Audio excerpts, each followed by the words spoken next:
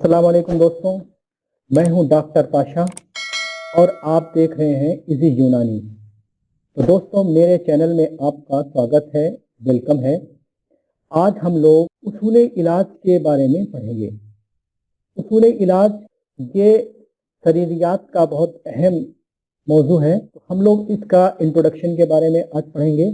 Next video के अंदर हम लोग सूए मिजाज के बारे में पढ़ेंगे। तो आइए शुरू करते हैं। उसूल इलाज, इसको हम प्रिंसिपल ऑफ ट्रीटमेंट भी कहते हैं। असल की जमा है उसूल और इलाज के माने आते हैं ट्रीटमेंट के। दुनिया के अंदर जितनी भी पैथी हैं और जितने भी तरीके इलाज हैं, उनका अपना अपना इलाज करने का तरीका होता है जिसके ज़रिए से वो इलाज करते हैं। तो चुनांचे एलोपैथ में जो इलाज किया जाता है वो आम तौर पे सिम्टोमेटिक किया जाता है और दूसरी पैथी के अंदर भी इलाज किया जाता है जो वो अपने तरीके से किया जाता है। तिब्बे यूनानी में इलाज जो है इलाज भी जित किया जाता है और इसी के अकॉर्डिंग उसूल इलाज बनाया जाता है। तिब के अंदर हर चीज़ एक दूसरे से बहुत ही रब्त रखती है, उसका रिलेशन एक दूसरे से बहुत मजबूत होता है।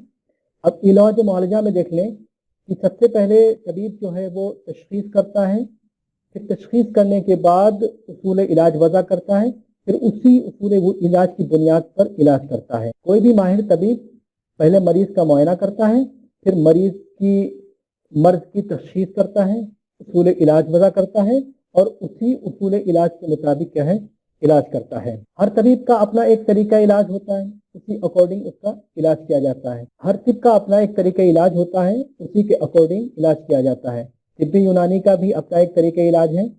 तिब्बे यूनानी में जो इलाज किया जाता है वो 3 तरीकों में से किसी से किया जाता है। या तो इलाज बिल तदबीर किया जाता है जिसे हम रेजिमिनल थेरेपी कहते हैं, आईबीटी के नाम से भी जानते हैं। दूसरा इलाज जो है वो इलाज बिल अदविया किया जाता है। इलाज बिल तदबीर के अंदर तग़ज़िया डाइटरी थेरेपी भी शामिल है। इलाज बिल अदविया ये बहुत मशहूर थेरेपी है, आमतौर पर इसी के ज़रिए मर्ज का इलाज किया जाता है। तिब्बे यूनानी की खुसूसियत है इलाज बिल तदबीर और इलाज बिल तग़ज़िया।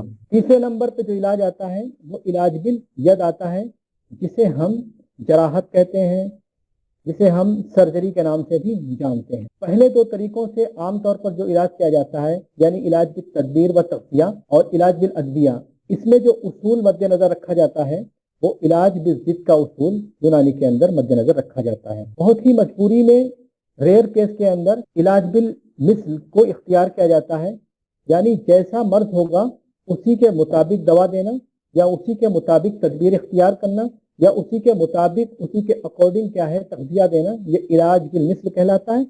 और इलाज बिल ज़िद का मतलब ये है जैसा मर्ज है उसके ज़िद उसके अपोजिट क्या है इख्तियार करना या अदविया देना या ग़िज़ा देना, ये इलाज बिल ज़िद कहलाता है। इलाज की तदबीर, इसमें अतिबा हज़रात असबाब सित्ता ज़रूरिया में मुनासिब और ज़रूरी रद्दो बदल करके इलाज करते हैं। जैसा कि अगर किसी को सूए मिजाज लाहिक हो जाए, उसके इंसानी बदन जो होता है उसकी कैफियत में उसके मिजाज में कोई तब्दीली वाक़ हो जाए, वो अपने तबई हालत पे ना रहें, या इंसान के अंदर जो मादे हैं जो रतूबतें हैं उनके अंदर तब्दीली वाक़ हो जाए, तो उसी हिसाब से उसमें इलाज भी जिसके मुताबिक इलाज करेंगे।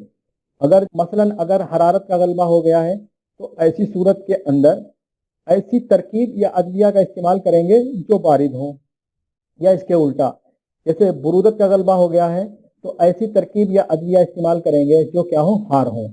इसी तरह अगर कैफियत में यबूसत का गलबा हो गया है, कोई याबिस कैफियत का गलबा हो गया है, तो ऐसी तरकीब या अदविया इस्तेमाल करेंगे जो मुरत्तिब हों। और इसी तरह अगर कोई खिल्क गालिब आ रही है, उसमें फसाद हो गया है, तो उसके की तदाबीर इख्तियार की जाएगी और फासिद मादे का इस्तिफराज किया जाएगा और असबाब सित्ता ज़रूरिया में मुनासिब रद्द बदल करके क्या है इलाज किया जाएगा।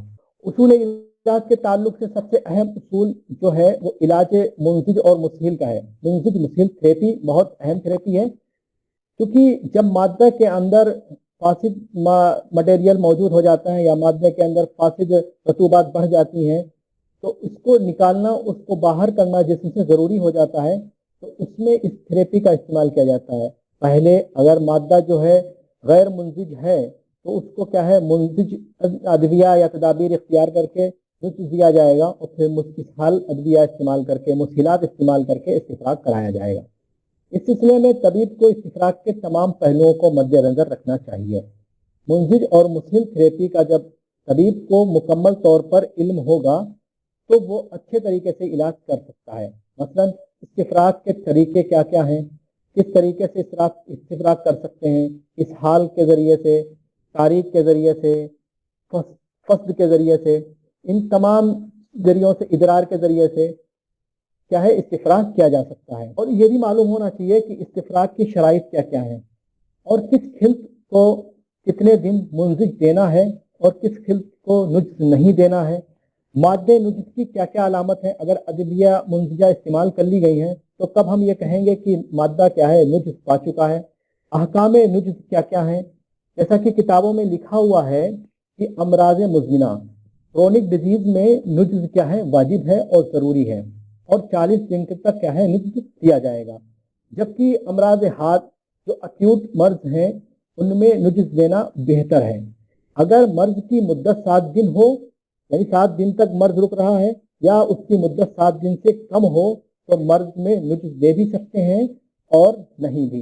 खिल्त अगर खालिस सफरा है, ठीक है, तो उसके नुज्ज की मुद्दत 3 दिन है और सफरा खालिस गैर खालिस है तो उसके नुज्ज की मुद्दत 5 दिन है। खिल्त में जो गलबा हुआ है वो खालिस सफरा का हुआ है, दूसरी खिल्त उसमें शामिल नहीं है, तो हम उसके जो नुस्ख देंगे वो 3 दिन कर देंगे। और सफरा के साथ दूसरी खिल्तें भी क्या है शामिल हैं, तो हम क्या है ऐसी अदविया देंगे और उसको कराएंगे 5 दिन तक, जिसकी मुद्दत 5 दिन तक होगी। बलगम रकीक की मुद्दत जो है इसकी मुद्दत क्या होगी वो 5 दिन तक होगी और बलगम गलीज की मुद्दत 7 दिन तक होगी। इसी तरीके से खिल्ते सौदा की जो की मुद्दत है वो 15 से 40 दिन तक होगी। और रह गया दम, जो खिल्ते दम है उसमें नुज्ज नहीं होता है क्योंकि इसमें हम मुअद्दिलात दम अदविया इस्तेमाल करा के इसकी तादील करते हैं या फिर इसका इस्तिफराक कर देते हैं फस्त के ज़रिए, हिजामा के ज़रिए। दूसरा पहलू जो था इलाज बिल ग़िज़ा था। इसी तरह इलाज बिल ग़िज़ा में तमाम पहलुओं को मद्देनज़र रखकर उसूल इलाज वज़ा करना चाहिए। मसलन ग़िज़ा कितनी कम देना है मरीज़ को, ग़िज़ा कितनी ज़्यादा देना है, कब ग़िज़ा देना है, कब ग़िज़ा नहीं देना है, वक्त की पाबंदी। इसी तरीके से ग़िज़ा की कैफियत को मद्देनज़र रखना है, कसीफ ग़िज़ा देना है या इसी तरीके से लतीफ़ ग़िज़ा देना है, इसी तरीके से जय्यद ग़िज़ा देना है या रद्दी ग़िज़ा कौन सी होती है वो नहीं देना है। तो इन तमाम पहलुओं पर एक तबीब की नज़र होना चाहिए।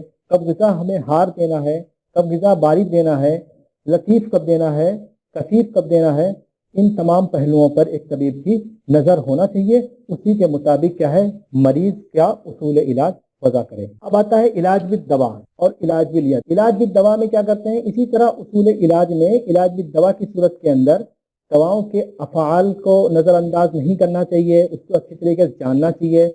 दवाओं के मिजाज क्या है, किस मिजाज की वो अदविया हैं और मरीज़ किस मिजाज का है, मेल खा रहा है नहीं खा रहा है, दवाओं की मिक़दार खुराक कितनी होना चाहिए, दवाओं के जिस्म में दाखिल करने के तरीके मसाले के अदविया क्या क्या हैं और किन मसलक से यानी किस रूट से अगर हम दवा को जिस्म में पहुंचाएंगे तो वो कैसे असर करेगी, उसका असर जल्दी होगा या देर में होगा, कौन सा रूट ऐसा है कि किस सिस्टम से ज़्यादा करीब है तो उसी सिस्टम की अदविया को उस रूट से दाखिल किया जाए।